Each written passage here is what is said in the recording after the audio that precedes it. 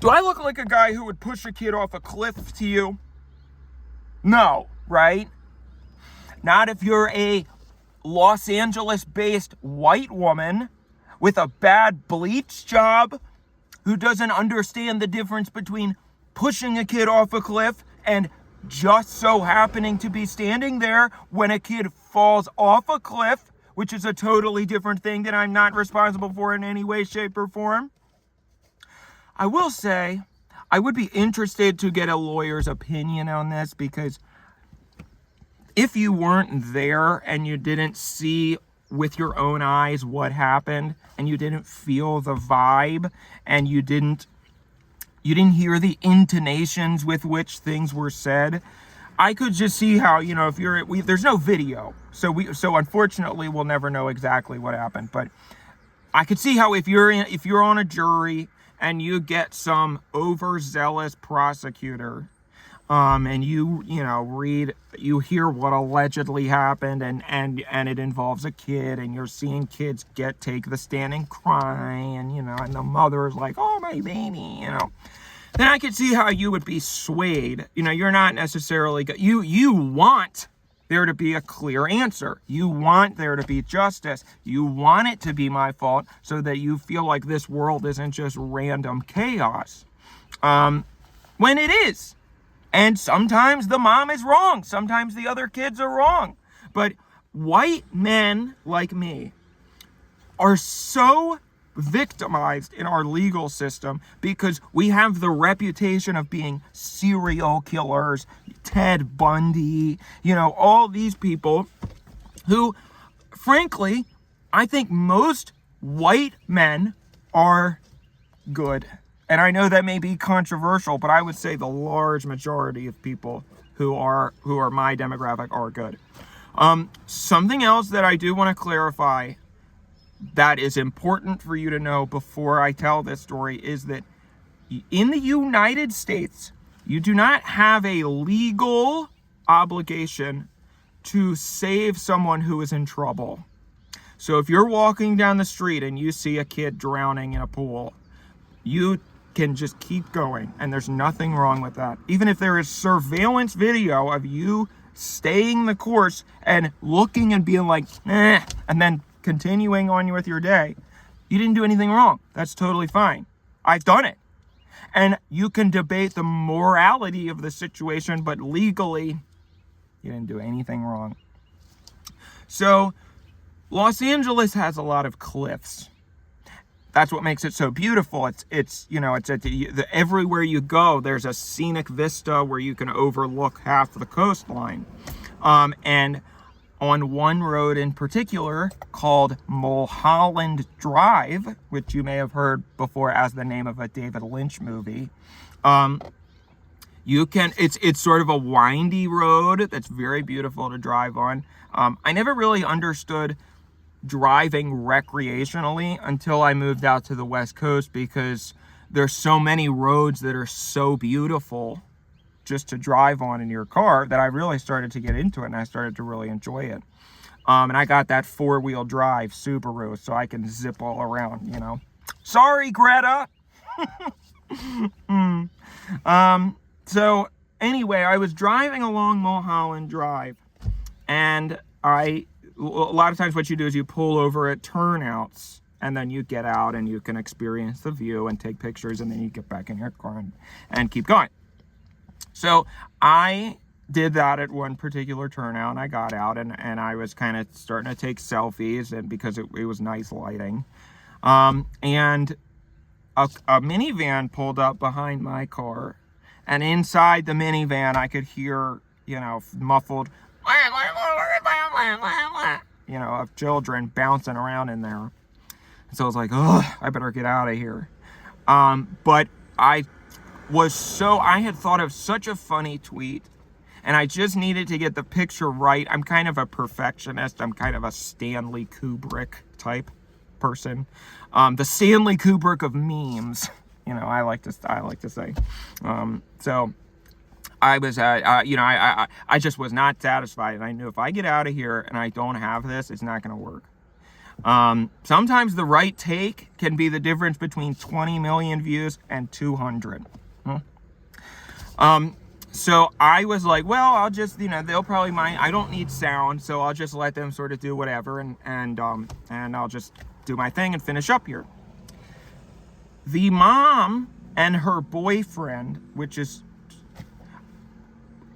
I assumed that he was her boyfriend because of how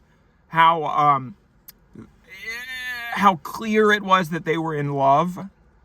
And I just don't think that if you had that many kids that long ago, you would still have that level of love evident to others, if that makes sense. But they were all sort of canoodling. They were both canoodling with each other, and they were taking photos too. Nothing wrong with that. It's just that I sort of remember being like, because the 3 kids that they had got out and they were all running around next to the cliff. And I did think in the back of my head, one of these kids, it seems like it's gonna fall off. I sometimes have intrusive thoughts where I automatically think, what's the worst possible thing I could do in this situation? Like when I walk into the grocery store, and I'm passing a lady, my instinct is to go like, "Grah!" and tackle her into the bread aisle. But then, of course, I remember, my higher level executive functioning is like, don't do that. Just be normal and go like, and keep going with your day. But those thoughts are in my head. So I will admit that I sort of, I had the intrusive, every time I see a kid, really, my intrusive thought is to go, but of course I would never do that. And like my therapist says all the time, and like I used to tell clients when I was a therapist, those things are in your head only. It doesn't matter if they're in there. What matters is if they're out here. So if they're in there, it's totally fine. But I don't. My point there was I remember seeing the kid and thinking that kid's gonna fall off this cliff. At this rate, remember that I don't have any obligation to do anything in this situation. So, I was so close to getting the perfect take of my photo. And here's the part that I want to I have a question about legally, because I guess I'm just all right, well, basically what happened was I heard the kid was like, hi, to me and said hello. And he said, what's your name? And I said, my name is Steve, because I don't like to tell anybody my real name. That's just suicidal if you do that. So he said, I'm, whatever. I don't know if I can discuss it because it's, I don't like to pull people from my private life into my personal life, but personal life onto my video life. But basically he said, should I jump off of this cliff or something like that? I don't remember if it was, should I jump? I didn't have a tape recorder, so I don't remember if he said, should I jump off of this cliff, or want to watch me jump off of this cliff, or I'm gonna jump off of this cliff. I don't know how important his exact phrasing was. If it would, that's why I want a lawyer to sort of parse this out for me, because if it would make a big difference if he said, should I jump off of this cliff, Steve, versus I'm going to jump off this cliff to no one in particular. I think that it was the first one, or the second one, excuse me. But again, I don't know how to have all the answers to this. So I was not looking at him, and I was looking at my phone. I was trying to get a good picture. So my response was, yeah, go ahead, as sarcastically. Like I wasn't exactly like that. It was like, yeah, go ahead, or something like that, clearly sarcasm, not even really thinking about it at all. I don't even think that I registered. It was like an autopilot response. Like when somebody says something to you and you're like, oh yeah, well, your mom didn't say that last night or something, and so I said that, I'm looking at my phone like this, and then all of a sudden I just hear a and I'm like, huh? I turn around and the kids are screaming now too, and they're like, ah! And the mom, who before this was nowhere to be seen, all of a sudden walks over and is like, what's the matter? And the kids tell her, that man told, whatever his name is, to jump off a cliff. And I think one of the other kids even said, he pushed him off a cliff. And I was like, yeah, okay, yeah. And remember, I don't have any obligation to do anything. So I walked to get in my car because I was just going to leave. Because now this is an ordeal and I don't want to be around. But this was a crime. I'm 100%. What I'm about to say was a crime. The boyfriend grabbed me by the shoulders. And I said, get your hand off me, sucker. Don't you touch me like that again. And I wish I had had the foresight to take out my video camera or my phone and video it, because I think that would have helped me out. And it wouldn't just be hearsay. But he was like, you just pushed that kid off a cliff. And I was like, no, I didn't. He jumped off. I don't know what his home life was. Maybe he wanted to end his own life because you were beating him to death. I don't know. That's for you guys to figure out on your own. Why would he do this? But it's not my problem. And this was a mistake that I made. I should not have admitted that he had asked me if he should jump. I said, no, I didn't push him. It was kind of like that salesperson technique where you say, I think that this boyfriend had some training in police stuff, because looking back on it, it was a classic example of when you say, hey, can I borrow $10,000? And you're like, no way. And then you say, okay, well then can I borrow $1,000? And you're more likely to be like, sure, because you initially wanted $1,000 to begin with, but if you had started with $1,000, the person's more likely to say no. So you start with a higher number and then go down, so the person thinks that it doesn't seem as high to the person. I think they call that the door in face technique or something, or the foot in door. That's what it's called, foot in door technique. Look it up. Maybe I'll do a whole video about the foot in door technique. So the guy said, you pushed the kid off a cliff. And I said, no, I did not. And I said, and then he said, well, the kids are sent. And he's like, yeah, you did. And I said, no. The kid said, should I jump off this cliff? And I said, go ahead. Sarcastically.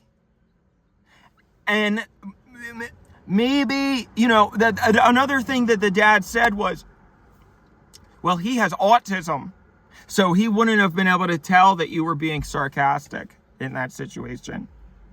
And I said, well, so what? That's not really my problem, because I don't care what mental illness you have, you still have a survival instinct. You still have a self-preservation instinct. There's no mental disorder that's going to make you look at the edge of a cliff and say, this is not dangerous, I should jump off of it, unless you're doing it on purpose because you know it's dangerous. So that's kind of the avenue that I want to go down, I think, is where the lead is here, because I think we should start looking at what was going on in this kid's home life. What would have made him want to jump off a cliff? Why would he have done this? And start investigating the parents. The parent and whoever this Joe Schmo is that was assaulting me. Because I think something is going on there that would explain the whole thing. And that's probably why they're also trying to deflect responsibility onto me, some random guy who just happened to be standing there, because they are guilty of something and they want to get the dogs off the scent, and get me on their scent. Let me also say, by the way, I didn't really fully appreciate the gravity of this until after I had already left. But the whole time, they could have been helping the kid. They did not even look at the kid or say, hey, are you okay down there? Nothing.